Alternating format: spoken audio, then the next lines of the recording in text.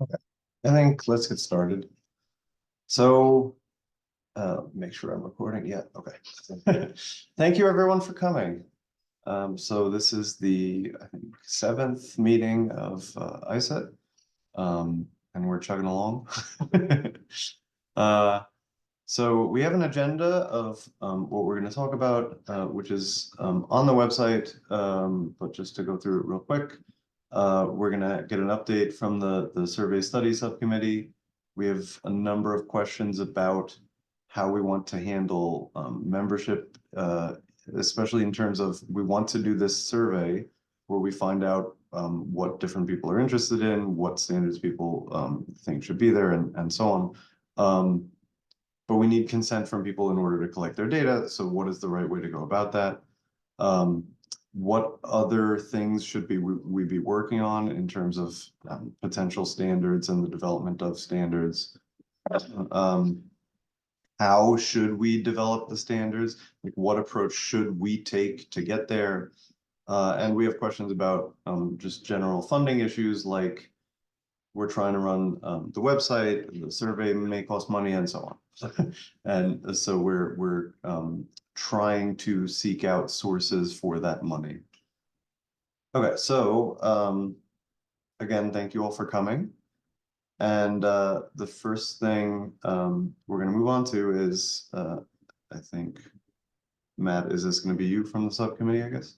I guess so. Yeah, there is. So we're going to hear from the survey study subcommittee. Yeah. About the general So, update. Yeah. Rasha and Onyeka are also on the subcommittee. It's headed up by Gemma Arblaster, but I will report back where we've got to. So there's 13 of us on the subcommittee, and we've been basically taking the list of questions that have been provided by all the members to survey what has been broken down into a survey to go to individual clinicians, one to go to professional bodies, and then one to go to manufacturers to be able to get a sense of the current state of play around the world of what people are doing with their eye trackers clinically, so specifically clinical uses of eye tracking. Just to wind back, the purpose of all this is to set priorities so that when we actually begin the process of creating standards, we know which conditions are most in need of guidance, which conditions are most being looked at the most with eye tracking as well. So those two things are different factors that may play together.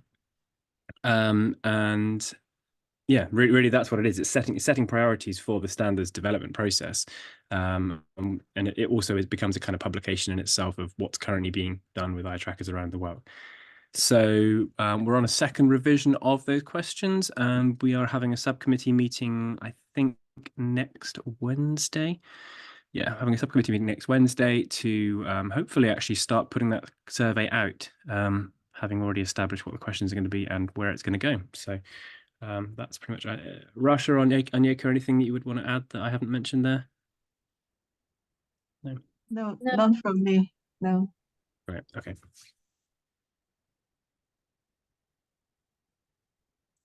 Right. Sounds good. Anyone have any comments or questions about the subcommittee activities? You mentioned consent. Isn't that something that can just be on the front of the survey? You know, where they tick a box, you consent for, etc. I think that we have been maybe we're speaking about the two subcommittees, because there's also the subcommittee for the ETRA, a conference where we have decided to present our society.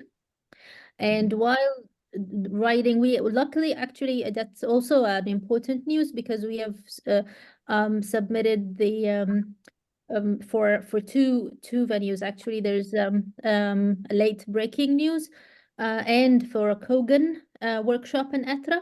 Kogan is probably, this is what we will proceed with, and Frederick advised us that if we get accepted in both, then we might do a demo also in this late breaking news. So I think this was related to the consent, because while we were drafting the paper, we noticed that we don't have data. Like, it would have been nice to say, like, these people who have been interested in kind of like pioneers in joining this society have been representing so and so, but we found no data. It was only enrollment via the email. So that's why we raised the issue that we need to have like either a parallel survey where we survey the current members maybe now, and then after years we can reflect on that even. Or that the most we suggested that we start the regular membership process with people just just applying membership, and then we will have a little bit more data. I think this is what's meant by the consent, and we will taking the membership, we will say that we will be using this in academic reasons, like when we are presenting. That's I think that's what's meant by consent, if I understand properly. Correct. Yeah. So for the purposes of the two surveys, one is regarding current international use of eye trackers, and that's beyond ISCET. And for that, the consent would just be at the beginning of the form, as you suggested, John. So that's straightforward enough. Gemma, who's leading the study, has already worked out that much from the ethical board at Sheffield University. So that's fine. But this second thing is more about trying to get a bit of information about who our members are. I see. It's just an email list. Yeah. Yep. Thank you.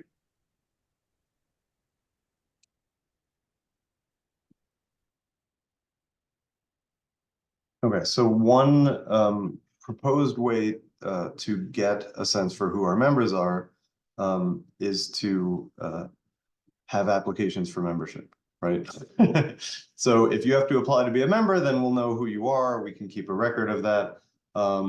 And if we do that, then we can attach a consent clause to that in addition to this other survey, right? So the same idea, you would have this application, you would check off a box that says, yes, I consent to having my data included in any academic interpretation of this.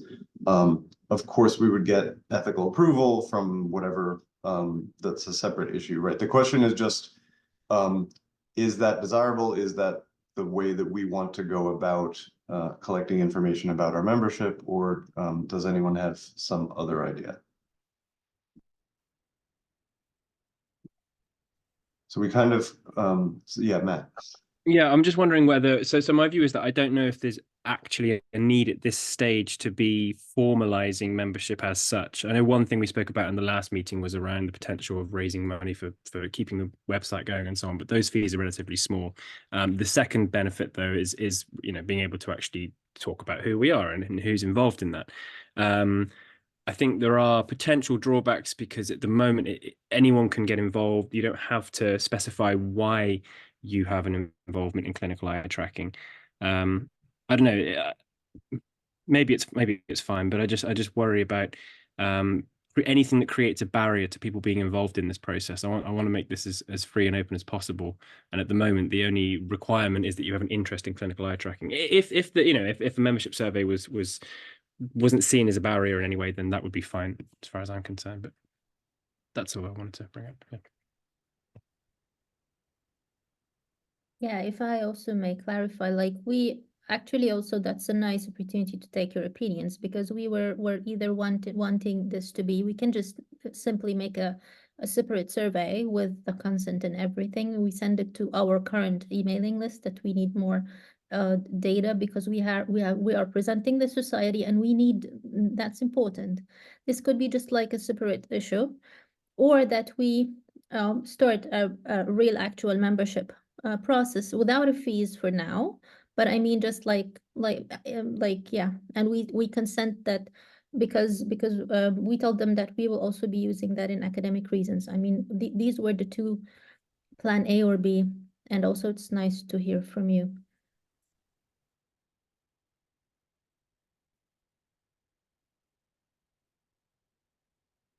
So should we table this for now?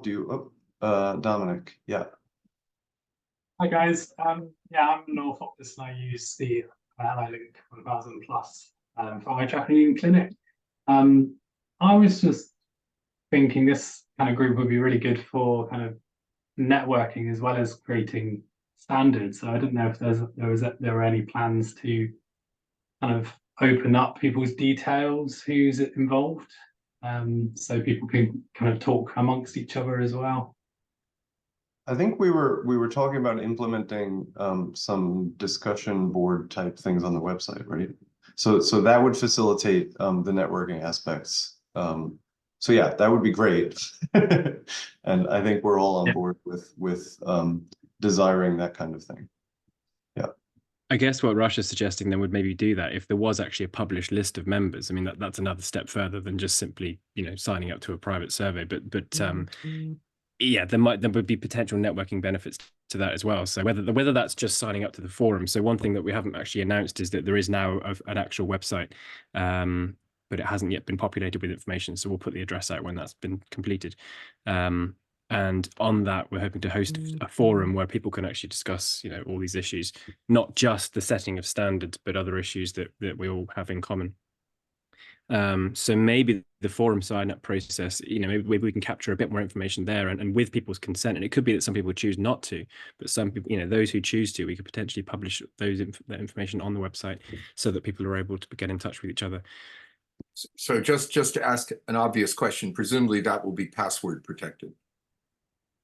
The forum would be, yes. Well, and any list of members. Oh, well, I guess if it's going to be public, then it would be public. But well, the names can be public, but not people's emails.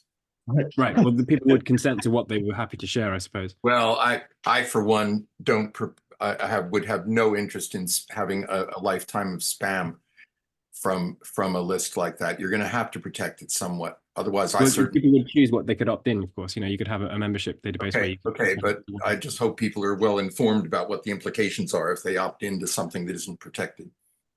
I think it could cause a lot of bad feeling. So I'm just giving you some warning about that. I'm suggesting that people could populate their own table of information with whatever they want to choose to put in there. You don't have to put your personal, contact information in there. I agree that we'd have to be a little cautious about how we present that to make sure that if it's like immediately up on the website forever, that we have to be very clear about that and what the implications are and so on. But so I think we'll come to those details though, because we're not up to even if we want to have such a thing. But sorry, Raj. I may clarify, like if we will be proceeding with that soon, whether a separate survey or a membership, it's always that the member name, usually it's not displayed on a website, usually committees' names, just like any other societies.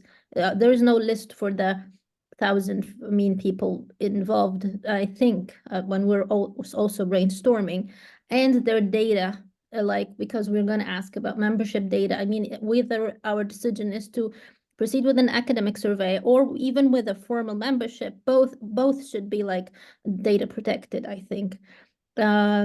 Only I think committees will have those people who have a role. I think those that are usually on the websites, if I understand correctly. And we've been discussing that we just like Matt just got us this website, and we will be switching to it. And there should be a discussion in a way that is also only for members. Like, I don't think this should also be public. Maybe this is something that we need to, because all our recordings and everything are on YouTube. But if we want to have the discussions only for those on members, just like our team discussions or anything, we can make it clear that this is not for public. Yeah. I mean, these are two separate datas, but for sure the data that will be taken for the survey or the membership, they are of course not like confidential data. This is just like I think, yeah.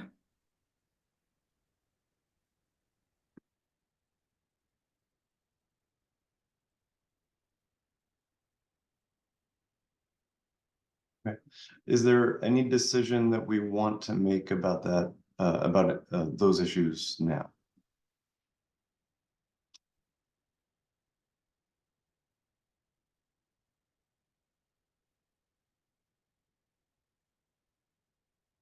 No.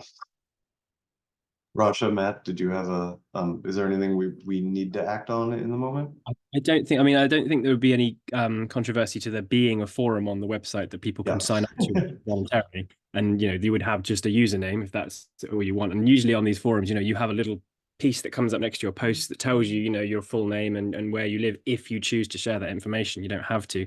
I don't think you could say that any of that will be private as such, simply because, I mean, the information on the forums, because anyone can sign up to the forum. At the moment, there is no membership fee and there is no vetting process for people to join. So I think if you post something on the forum, you're going to expect it to be public. And that goes for whether you share your details, however much information you want to put in your profile. So that much I don't feel is controversial unless somebody feels differently here. But then the question Rasha was raising with regards to surveying members, I had have no issue with just sending out a questionnaire, and these responses can be collated, and you could, as long as people know that whatever they put into that will be published somewhere. I don't know, but if there is some controversy to that, then. Does anyone here object to any of that?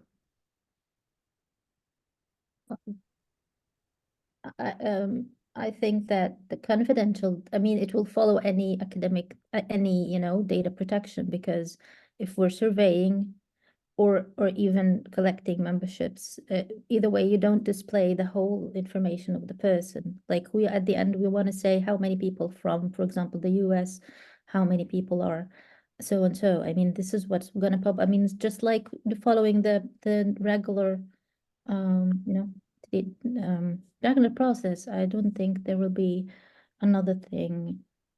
It's just like what Matt raised would be, are we willing to ask people to start regular membership, or we're too soon for that because we are without a fees? So if we want to take this step now, we would just propose a survey, just like a subcommittee surveying. I mean, these are the two alternatives that we have now, but either process will follow the regular data protection, I think. Or I mean, it should. I just wanted to point out that Robert and Rasha, you're both referring to conversations that we've had on the committee forum, which at the moment is not public. We were publishing that at some point, but just so you know, some of these conversations, not everyone here has seen. And hopefully the website will provide us with a mechanism to make these conversations public. But talking about the forum and the website and so on hasn't actually been published yet. Yeah, that's why I thought of mentioning it, because it's our rule that whenever there's a decision, we have to take the whole committee opinion. That's why that we're taking really, I mean, we need to listen to your opinion regarding that. So that's why we're raising it. Yeah.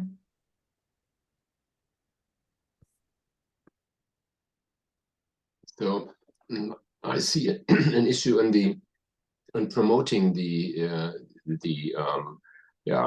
questionnaires. So what is missing here when I look at the Google Doc of the big shots from the neurology and the psychiatry are missing. So if we have someone like David Z promoting our questionnaire, this would have a large impact on those people just following it. And some other guys from the US, from the eye tracking in psychiatry community, this would bring a boost forward. So we should think about whom to contact personally. So I have some contacts, and I will may try to contact David Z and others, but I think we have to think about that. For if we just send out with our names, I think we are not the big shots in the real big shots in all communities of eye tracking in clinics, and therefore I think we have to try to get some on our board that support this idea.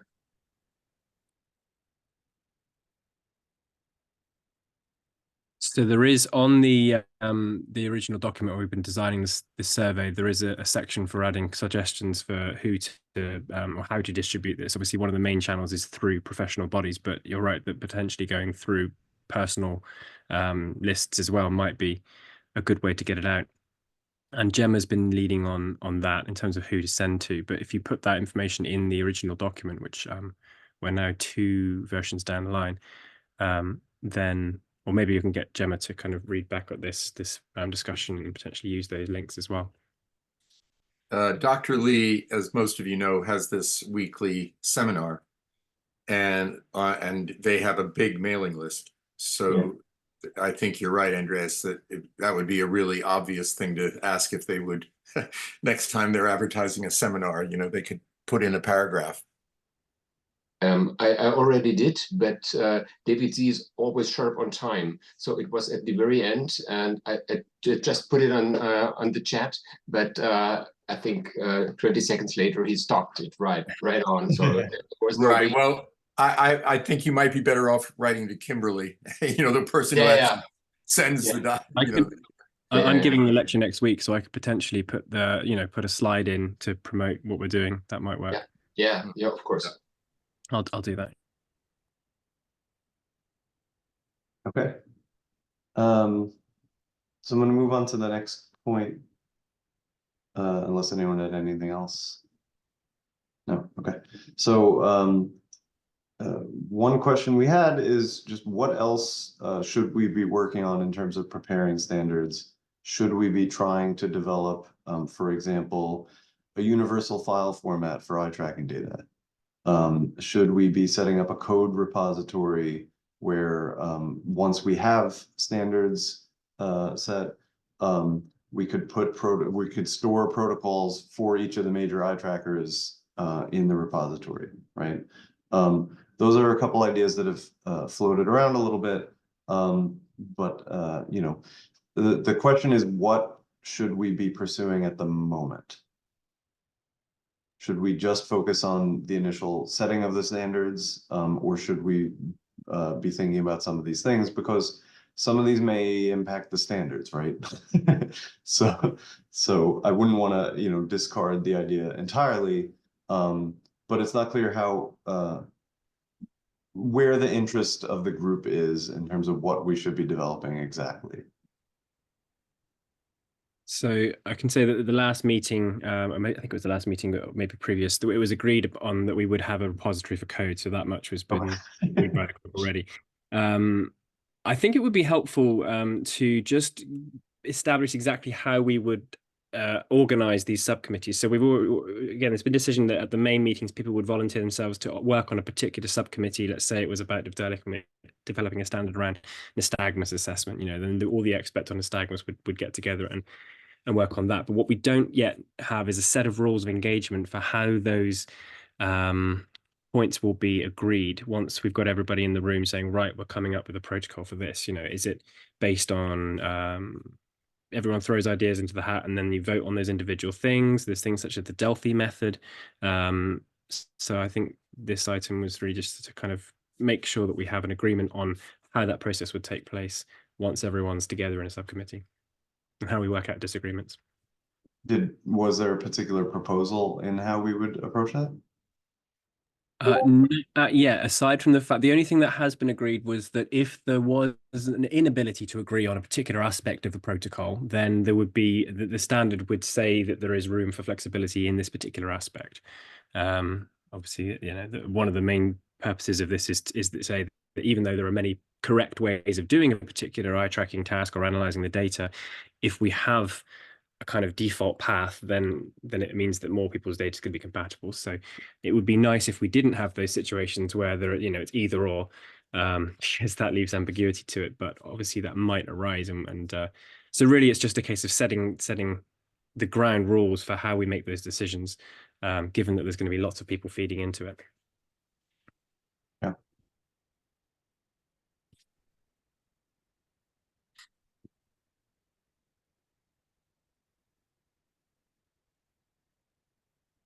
Okay, so Matt, is there a decision we should take on that at the moment? It was more just to have an open discussion on how people would feel that would work. I mean, maybe it may differ from condition to condition. What we have agreed on is that there will be standards per condition, or it could be groups of conditions where appropriate. So it's not per, you know, eye tracking method or anything like that. So you would have experts on that particular disorder. And the standards will cover not just the eye tracking, but also the, you know, the minimum requirements for the hardware for each disorder. And again, that the requirements of the hardware will differ by the disorder you're trying to distinguish. But it might be quite a straightforward thing, but it was really just making sure that we had those rules in place so that once we've got the survey back and we can make our priorities, we can hit the ground running and actually start the process of actually writing the standards, which is what we're ultimately here for. Yeah. So I guess the question is, who should be designing that first proposed set of rules? Or should we just be spitballing things as a group? I mean, there's different ways we could go about this, right? So do we want a person to be in charge of developing a first draft, right? Like, any thoughts on this? Yeah, it seems to me, in light of what Matt said, that a sensible place to start is to identify conditions, to identify, you know, groups of conditions, so you can then reach out to the experts in those areas. And then at some point, those groups have to talk to each other because ultimately there'll be certain things that are in common. And as Matt said, sometimes there are groups of conditions that will lend themselves to the same protocol. But it seems to me that's where you ought to start, is Okay. to identify, and maybe just start with a few conditions to just as a kind of proving ground. And then that might attract other people to come in to say, well, what about this condition I study, you know? Sorry. Yeah, so sorry, Matt, go ahead. Well, I'm just going to say that another decision, so I can remember the decisions we've had previously, was that the first standard would be developed on its own as a kind of testing ground, like you said, John. You know, we would have let's just check that the process works, and then once we're happy with that, then we can kind of work on multiple conditions all at once. As for the list of conditions, that will come somewhat from the survey study, but there's no harm to my mind in coming up with a tentative list of the things that we know are likely to require standards anyway, as long as we don't bias our outcomes from the Yeah, survey you just itself. make it clear this is just a starting point and there are lots of conditions, etc. So if I understand you, Matt, you're going to pick one condition at the moment, just sort of at random, and then work out the standard. And not at random. This is all to be informed by the survey study. So okay. Yeah, so you're going to pick one that's very common and then start with that, and then either common or there's people crying out for guidance for it. You know, there is existing eye tracking guidance available for some conditions and groups. Right. Yeah, that's sensible. Yeah. Yeah. So that's really what the priority setting is about. But I think we're quite keen to start designing standards. A short comment, Matt, you mentioned the hardware issues. I think we have to make clear that there are close connections between tasks and hardware requirements. I was out on a conference and there were some young engineers. They are selling an app for a tablet, and they claim to record and analyze eye movements in clinical environments from saccades, pursuit, fixations, microsaccades, something like that, with a 30 hertz camera. Yeah. And there were all medical doctors in the audience, and they were saying, "Oh, wonderful, for a fine app, I can give it to my patient for at home, doing it on his tablet." But this does not work. Yeah, we have to link. We have to show the link between hardware, software, task, and what we want to record. So this is essential. So otherwise, these young engineers, okay, they do everything with artificial intelligence. This is really fancy, of course, but there is nothing with the physiology, and it's you can't use the data. Right. That seems to happen a lot in engineering kind of areas, but yeah, that is something that we need to be for sure aware of and acting on. And I mean that is one of the large reasons why we need these minimum standards for these things. So it sounds to me like what we want to do is, sorry. Okay, it came into my mind, do we want to know, for example, among us now, current members, like who would be interested in, or who's most interested in such and such conditions, so that we can also start with our current members, having these workshops on the standards? I think personally, I think ideally we'd have some overlap between the survey results and what we're interested in, right? So one way to handle that is to get the survey results, see what is the most prominent or most in need of guidance, and then see, okay, out of these, 4 or 5 things that seem the most prominent, where do we have some expertise already? Who do we know that can that is interested and involved, and so on. Matt, you had a. I was thinking actually this could intersect quite well with if we are having people perhaps when they sign up to the forum, they fill in a short questionnaire. One of those things could be, which are your clinical disciplines that you feel you could most contribute to a standard, and it would make it easier for us to then, even if people aren't at this meeting, we have 80 people on the member list at the moment, email list. They're not all attending these meetings, but we could then reach those people and say, look, actually, do you want to come and get involved now? Because not everyone wants to attend all these meetings, but they do want to be involved in the process. Yeah, and that's a good point, and that would help also with the 3 different region issue, right? So if we have one one list all at once, we don't have to do the same like we could gather what our interests are, but then the next group would have to do the same, and then the next group would have to do the same, and then we're still missing a lot of people. So personally, I would agree with that approach. Yeah. That was not among the questions that I had in mind if we're formulating the survey or the questions, but I think now we're brainstorming. Probably at it. Yeah.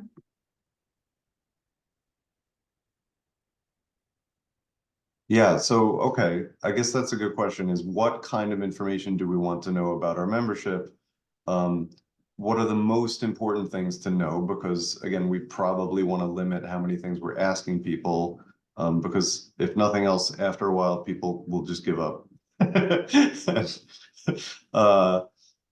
So, I mean, we need names, some information about general background, right? So clinician versus researcher, for example, commercial interest. Matt? I think location is important, because if we have a standard all developed from people in one country, then that's not really how things, it's not going to represent how things can be done internationally. So I think it would be good to get balanced countries across any given standard. Yeah. And then clinical interest, and presumably we would want something just capturing whether or not they're interested in immediately joining one of the subcommittees, right? So we might as well have a call to action that they can act on.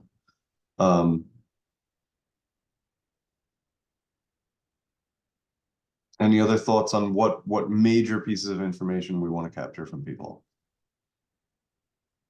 Well, I pretty much what you said and what Matt has said, but I think you might want a little granularity, is like, do they run clinics, and what sort of conditions do they routinely see, or what conditions do they think are going to be best suited for eye tracking analysis? Because I'm sure clinicians have very disparate views on this. It might be good to capture that. Anyway, I'm not a clinician, so that's the best I can do in terms of making a suggestion. Two quite bland ones, but actually probably quite useful, are how did you hear about us and why did you join? Because we want to make sure we're reaching as many people as possible, and it would be interesting to know those things unless it becomes too many questions. But so we could potentially ask Siwan to, because she's setting up the website, but she's on the Asia Australasia group, so isn't here right now, but we could potentially ask her to try to implement that in the forum setup process.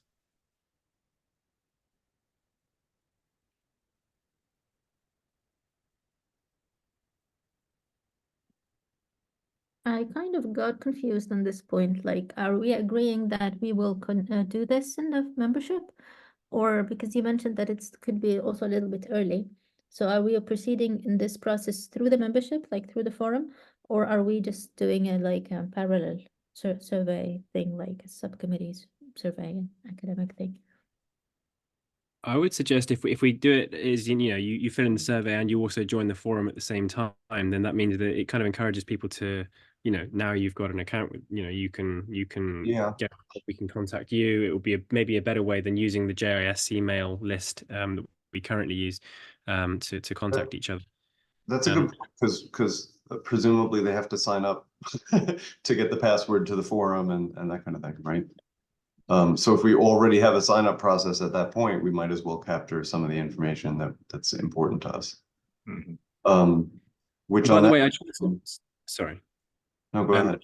To reiterate that the JISC mail group, by the way, you can all post to it. Everybody can post to it, and everyone receives those messages. It's meant to be an open forum for discussion, so it's not just the committee members that can do that. So if you have something you want to raise, you can do that.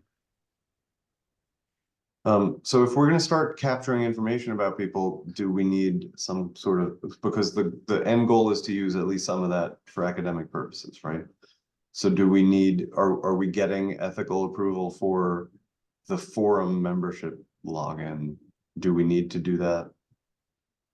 Well, I asked the ethical approval. I asked my research committee, and they said we don't need. But also, if someone else would like to ask, it would be good. Sorry, just so I understand the question, you're wondering if we need ethics to get any information or to use that information in an academic way, i.e. looking at patterns or I think to initially collect that information, given that we expect down the line that we'll want to look at patterns and that kind of thing, and public. I'd be happy to ask our ethics committee that. Great. That would be helpful. Yeah.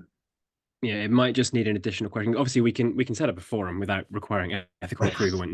But you're right. If we're going to use it down the line, so perhaps it would be pressing at this point to actually put a question in there saying, "Would you consent to us using this information in some kind of research at some point?" And then we've got that marked in time. Right. Yeah. And people can say no, and that's fine. They wouldn't be involved, but they can still join the forum. You don't have to. Yeah, because I know I've seen issues with forum type work in the past where it turns out, years later, a researcher went and it's like, I don't know if these people were really okay with that approach. Yeah. And When better, I asked, sorry, Raja, go ahead. you're speaking already. I thought you were. I just, if it's easy to do at this point and it might save us tons of trouble down the line, I think we should do it. Well, when I asked, just to be specific, like I asked the research committee about if I am proceeding this with RedCap, the survey tool, because it already asks for consent before anyone starts to fill in. And then they told me, no, we don't need an extra, they don't need anything else but that. But we can also either use this, I don't know how, to incorporate this in the website, or to use this similar consent before filling in. And I mean, that was the answer to me. But also, if Jonathan could get it's always nice to hear from another body. It's okay. I think the sort of standard, the surveys we use here in Cardiff have some standard disclaimers and consent issues at the front, and they talk about first you have to mention how you're going to protect the data and to what extent, and then you have to say, do you this data may be used in future research anonymized, or do you consent to that? And I think that's probably sufficient. I don't think we need a given institution to grant an ethical approval. But I'll check just in case. Yeah. I can let Matt know. Yeah, great. Sounds good to me. If we would do this on at our university, we would have to have a ethical approval completely from the very start. So yeah, I guess the issue is if there's so many institutions involved, we can't really expect everybody to get ethical approval. So it would have to that's what I'm going to look into. Does it have to be somebody who's in charge, and then that institution is the one that takes the responsibility? Matt? I can say for the wider survey of all, we're trying to survey everyone, not just our own members, that was the case, that we would have one lead institution. And so Gemma Arblaster has taken the lead on that, and the Sheffield is basically covering the ethics for that. So it may be a similar situation. Yeah, fair enough. So our next, if you don't mind me moving on, the next point on our agenda was to talk about how exactly we would develop protocols. I think we talked some already about how the subcommittee groups should be decided. It's largely going to be based on, it sounds like, largely based on the survey results, what the most prominent conditions are. But then once we have those groups, do we want a particular framework in place that says this is exactly how that group is going to go about coming up with the standard for their area? And if we want that, so because if we have that sort of framework, then each sort of standard that we come up with for each condition will follow a similar format. It'll have a similar sort of style to it, which can be helpful, right? Matt. So I was just thinking about this in regards to looking at the the agenda. One of the things we're going to talk about is would there be a standard format of these published, when the standards are published, what is it going to be a standard document format, and it will sort of say, here's the hardware you need, here's the here's the questions you're asking, this is the low pass filters and so on. It might be that we would be able to answer that question more fully once we know the framework of what those published standards are going to look like. Because then you've got a series of questions that those subcommittees need to answer. What's the appropriate hardware? What's the appropriate procedure for both collecting and analyzing the data? So I wonder if we're struggling to work out what that approach is going to look like, maybe coming up with a framework for what the publications will look like first might help. Could I just make a suggestion that, I mean, this is right off the top of my head, but it seems to me, in light of what you just said and Andreas said about hardware, it probably makes sense first to look at what eye movements do you need to measure for that condition. And then that will tell you what the hardware minimum spec has to be. And then you develop your protocol for the best, and like Matt will tell you, there are many different ways to skin the cat of saccades, for example, how many times, how many different algorithms do you use, et cetera. And it just seems to me that if you start with the eye movements that need to be done, whether it's anti-saccades or saccades or pursuit or whatever it is, or what you want to know about that eye movement. If it's just frequency, how many times they make a saccade, then that's one thing. If on the other hand, as Matt will be aware, if you want to know the curvature of the saccade or something along those lines, that's going to inform pretty much everything that follows. And that's where clinicians need to tell us what they need for each condition ideally, and in particular what they can't do at the moment. I think that will be, without an eye tracker, all of them will say follow my finger, some will say look here, but the question is, what's the piece of information? I mean, if we really want to be compelling about this, i.e. that the eye tracker belongs in the clinic, then it seems to me we have to identify what it is the eye tracker brings to the party. And anyway, that's just, again, my random thoughts from a basic researcher. Yeah, I've had discussions with clinicians along those lines of they are just manually doing the things, but if they get what they need from it and they don't know what's possible with the extended, more precise measurements, more accurate measurement, right? Like it may be interesting to them, but it's not the same as being necessary to implement in clinical practice, right? Well, I mean, the other thing we have to worry about is how long it takes to do a test, because clinicians are so time limited. Yeah. But I mean, a good analogy is preferential looking. Preferential looking was always done by the experimenter behind the screen, which was at best, a little subjective. Whereas eye trackers have revolutionized preferential looking because it just makes it objective. Yeah. So for a researcher, it's kind of like a no contest. If you're going to go into that area, you're going to want an eye tracker. But I take your point that not all clinicians will be au fait with what eye trackers can bring. And as Andreas said, if somebody actually thinks that an iPad can measure saccades, well, then we have a big hill to climb, in terms of getting them to understand the constraint. But with that, I lose my opportunity to win beers. So I always have some compats with my clinical doctors, and they say the patient has slowed saccades, and they let them jump from one side to the other, but the patient makes fragmented saccades. Right. if I plot the main sequence is okay, but with a glance, you can't see that these are eye movements are fragmented, and so they say these are slow saccades. There is a pontine or a cerebellar defect, and I say no, everything is fine, and I win the beer. So, but if you get our these regulations or these recommendations, I lose this opportunity, but that's okay. Yeah, I mean, to take this out. well, Matt and I have run into situations on more than one occasion where nystagmus and opsoclonus were confused because they couldn't tell the difference. And whereas the moment you look at the first eye trace, you know what the deal is.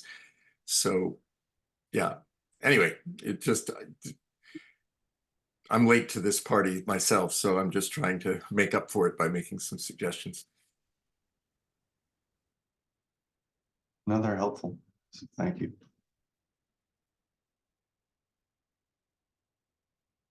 But what are people's feelings on whether we want a single framework to approach the different standards?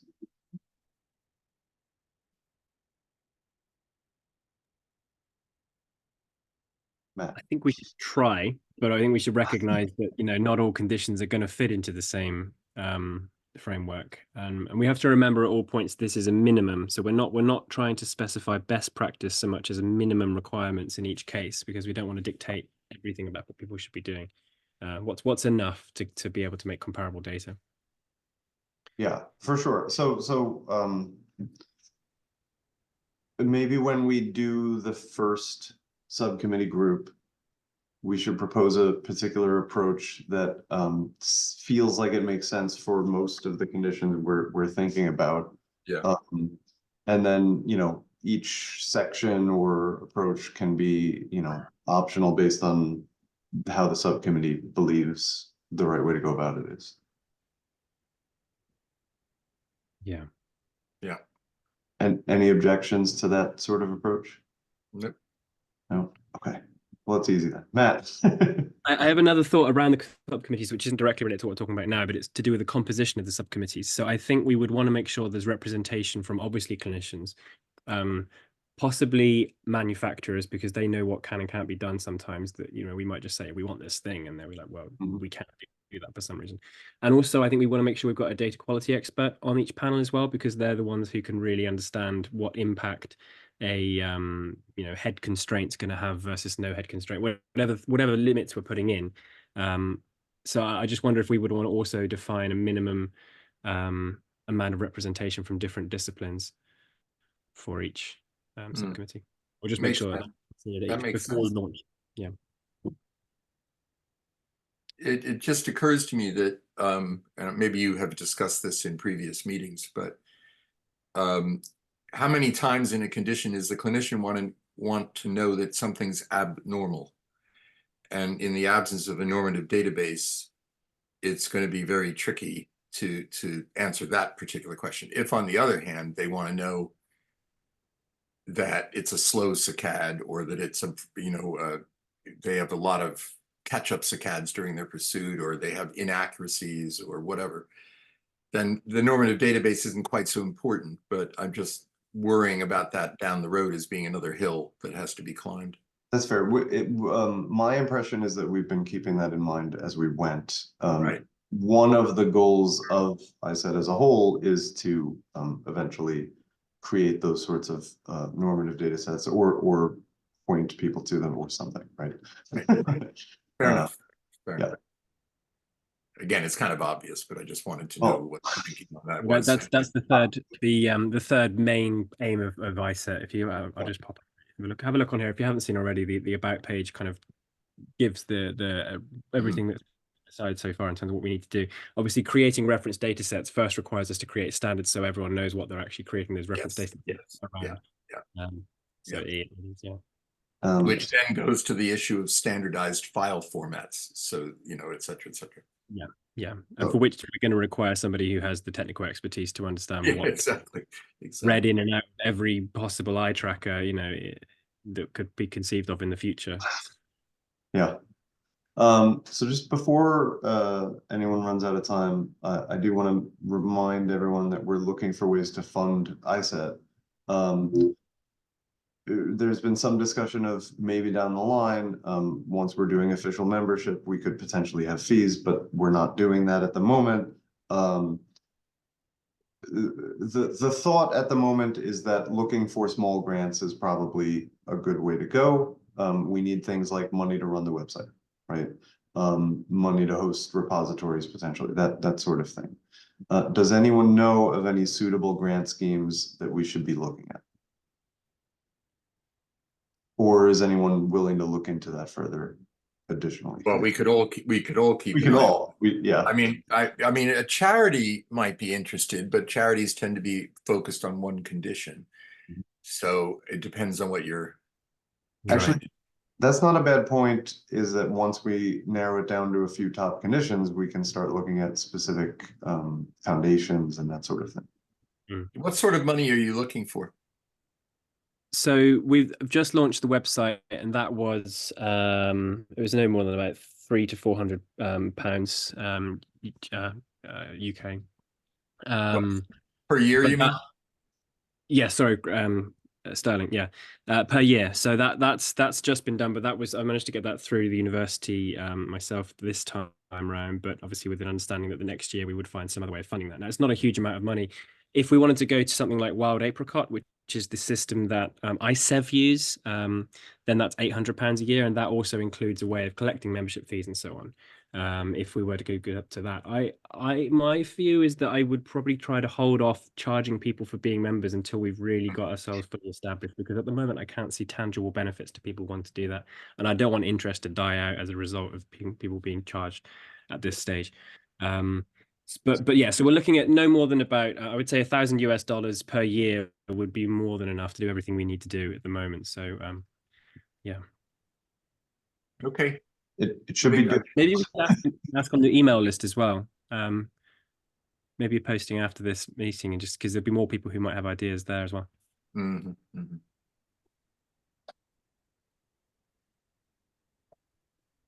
So yeah, if anyone thinks of anything, do let us know. If you see something come across your way. Excuse my ignorance, but what's the point of contact? I mean, say I have a brilliant idea, who do I send it to? So, yeah, that's a good point, Matt. Do we want that? Yeah, well, I'll just send you back to the ISET So I think you're a member of this list. So if you go onto there, you can post a message from that to the entire group, or you can just hit reply to any of the messages that come through from that system, the ISET JIS email account. okay. In the next few weeks, hopefully, we'll have a website with a forum, and then it will become much more obvious and intuitive, I think, for people to be able to communicate with each other. But, Okay, but for now, how we're doing it. Fair enough. And then lastly, does anyone have any other business that we should talk about? Do we know when the next meeting is? I would suggest, sorry, Joe, just a suggestion that maybe we would want to make sure that this, I think we've kind of got everything we need in place now, more or less, to kind of make a start once we've got this survey complete. So I wonder whether we would want that to be dictated by when the survey has gone out and we've Fair enough. at least started to receive responses. Unless people feel that there are other things. The next meeting would be, I think, later on.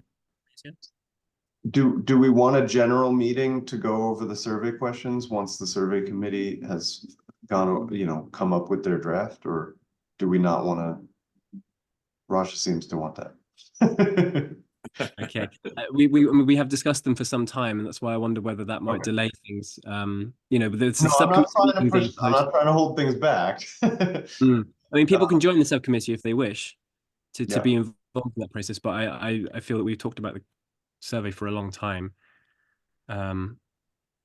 The only reason I mention it is from the perspective of, well, two reasons, I guess. One is transparency, although there's nothing I'm particularly concerned about that here. But the main thing is just if we're missing something critical because the makeup of the subcommittee doesn't reflect the whole group, right? We may be missing something that we're just not met. Can I suggest then that we say that once Gemma has finalized the study design, she sends a copy of it out by the email group so that people can then put any comments they want on at that stage, rather than having to call a meeting specifically about that. I think that's the way to go, because most people will look at it and say it's fine. And you probably should give a deadline. Yeah. And yeah, that would be pretty frustrating as a meeting to join and then just to join to read the list and then say, no, that's okay. Exactly. Yeah.